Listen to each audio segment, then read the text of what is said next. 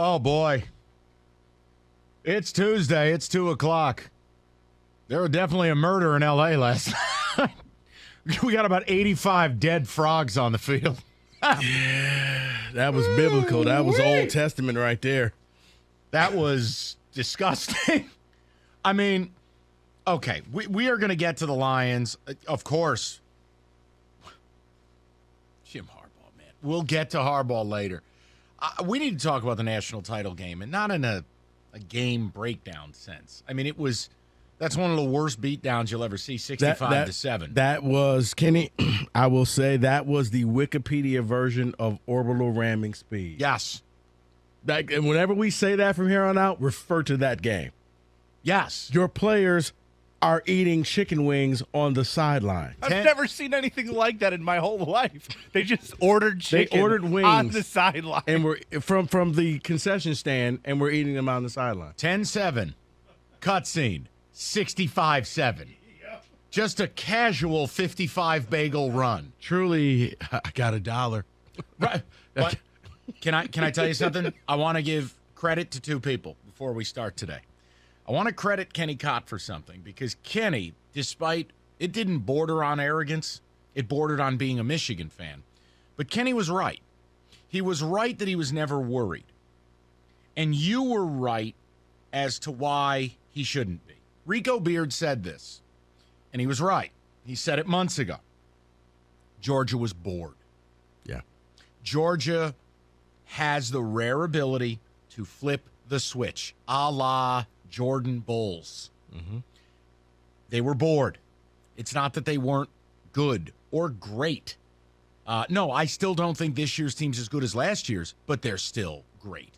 And what you saw is they rose up against OSU and were able to win that dogfight, and then that was unreal last night.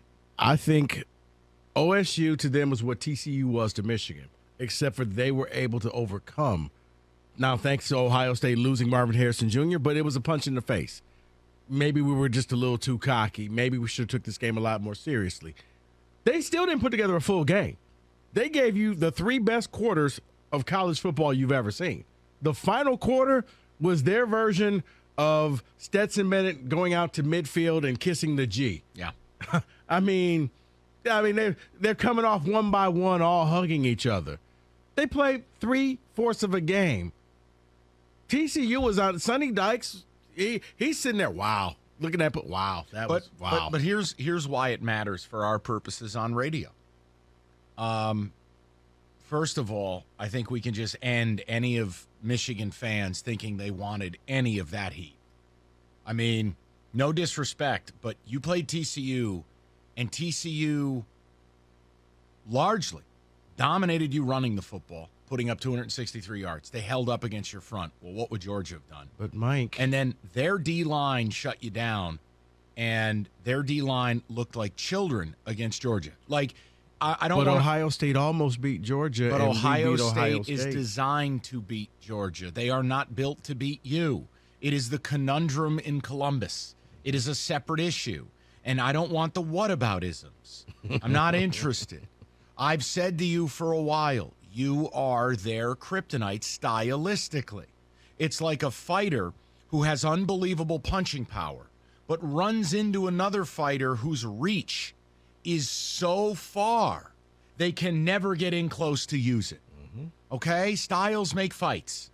And certain fighters can be fabulous, but just not be up to beating a certain opponent. Look, I will just tell you now, I'm fully convinced. Like, you can do whatever you want as a Big Ten team, as Michigan. You're never winning a natty. You're never getting in this game and winning it. Ever. And the reason is simple.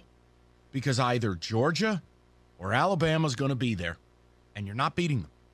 Because they're taking the field with 20 five-star players. Yeah. And a roster that is, of the 85 scholarship players, 70 are 4 and 5 stars. And you're showing up with 2.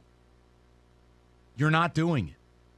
And that's no diss. Blake Corum's a really nice back. JJ might be a really nice quarterback. Guys, if you watch that game last night and think that you can get on that field with them, I think we're all kidding ourselves. And no, I don't think that's the reason Harbaugh wants to leave. I just think when you look at it, the overriding thing, and we can involve our state fans, where we just have to figure out how to pull our head up from the toilet, that's a different sport that took place last night. It's a different sport.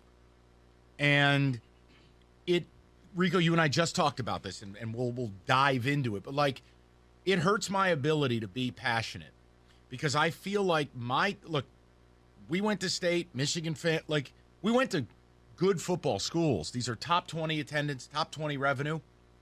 You're not even in. Everything I saw last night is a different planet. Yep.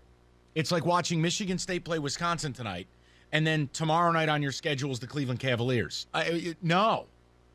So I think you put it best. I think it was a 2009 North Carolina national championship against the night Michigan they State. showed up. Carolina had 6 pros, including somebody off the bench who would go in the top 5, and MSU had a bunch of tryhards. Right.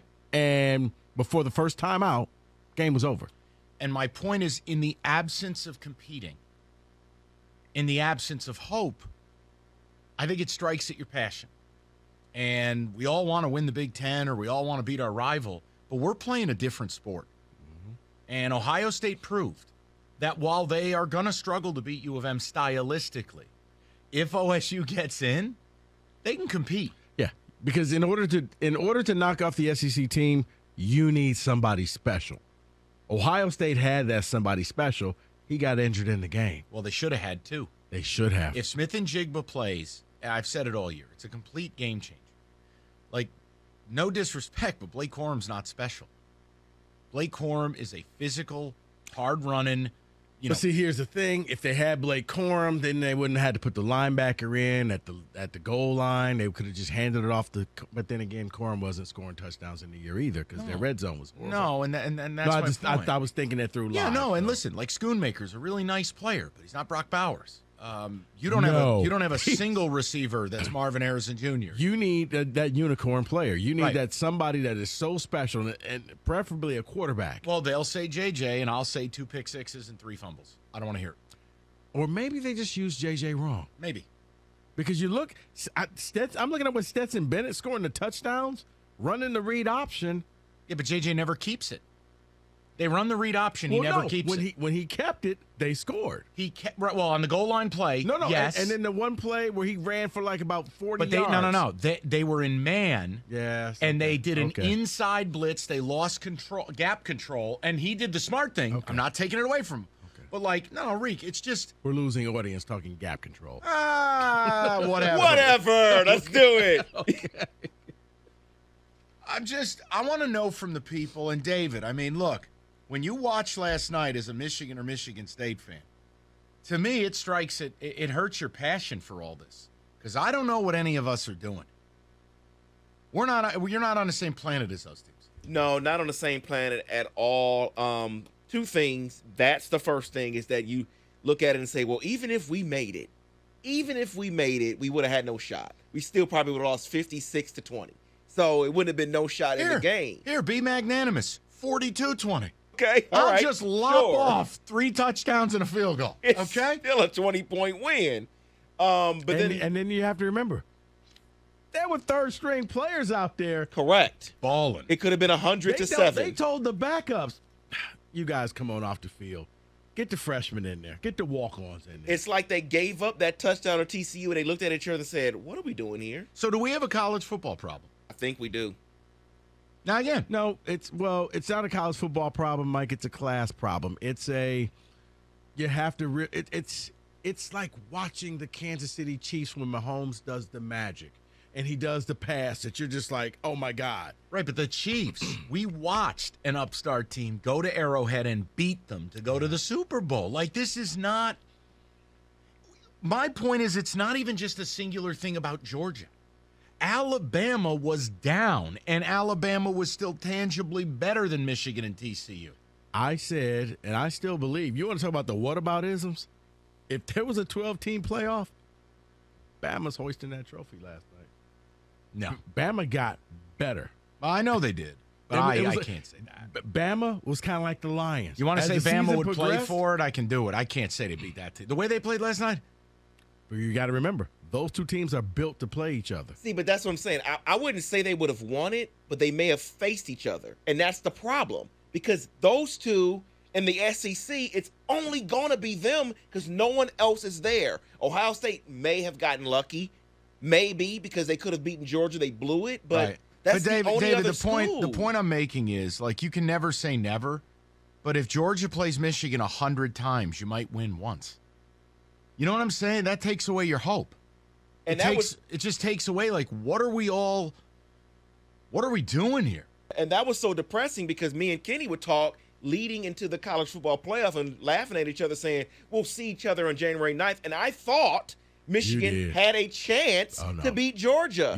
Not after last night. You were on your way to LAX. I was. You had a seat at SoFi. I was. But it actually worked out better for them. At least you lose to TCU. You avoid what happened last night. Last night was a national depantsing. And I don't care who stepped on that field last night. TCU will never play this game tape. They'll burn it. They'll never refer to this game. They will only talk about the Fiesta Bowl win, and we were in the national title game. And that's it. Yeah, you get a participation award because they didn't compete. So my point is, when I look at it, yeah, I mean, even if you're a fan of a team like Oklahoma, who had a nice run, made the playoff a bunch, you know what happened? They got murdered. Routinely murdered. Clemson had their moment. They're down. It comes to the fact, as they say, they just wanted more in the SEC. And all the talent is right there in the southeast part of the country, and it doesn't leave. It either goes to Georgia, it goes to Alabama, or it goes to LSU. Maybe now some goes to Florida, but you get what I'm saying. Yeah, but even now, rarely does it leave that section of the country. We were sold a myth. Rico Beard sold us a myth. How I say a myth? And I'm going to tell you what that myth is next.